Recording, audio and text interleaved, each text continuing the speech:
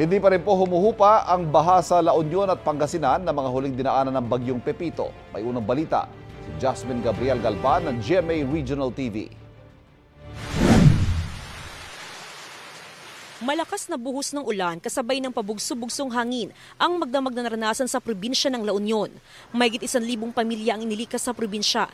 Sila po primarily ang evacuate as early as around lunchtime. Karoon po tayo ng isang matindi na preemptive evacuation. Namahagi ng food packs ng provincial government sa mga apektadong residente. Sa Barangay Alaska sa bayan ng Aringay, apektado ng storm surge ang daan-daang kabahayan. Pinasok ng tubig ang mga bahay bunsod ng daluyong na sinabayan ng high tide. Basta malakas yung bagyo, pinag-evacuate ko yung mga namin kasi yung storm surge kasi yun ang kinatatakutan namin.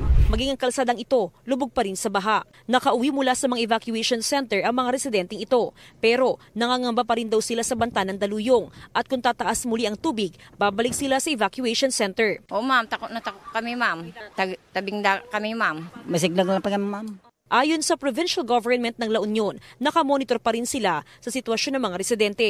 Sa Pangasinan, baha pa rin sa ilang barangay sa Calasiao dahil sa pagbaha matapos ang pananalasa ng bagyong Pepito. Sa barangay Lasip, baha sa mga kalsada at pinasok ng baha ang mga bahay. Kwento ni Justine, konting buhos lang ng ulan, bumabaha na sa kanilang lugar. Nababaha na po. Okay lang naman. Yung kagabi lang. Sa ikalawang palapag ng bahay sila matutulog habang hindi pa humuhupa ang baha. Sabi ng MDRRMO, mabilis sumupa ang baha sa ilang pangunahing kalsada sa bayan.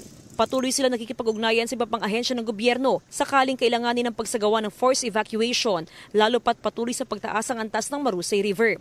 Binahari ng ilang kalsada sa Lingayen, maging ang Capitol Complex na binaha bunsod ng daluyong noong kasagsagan ng bagyong Christine.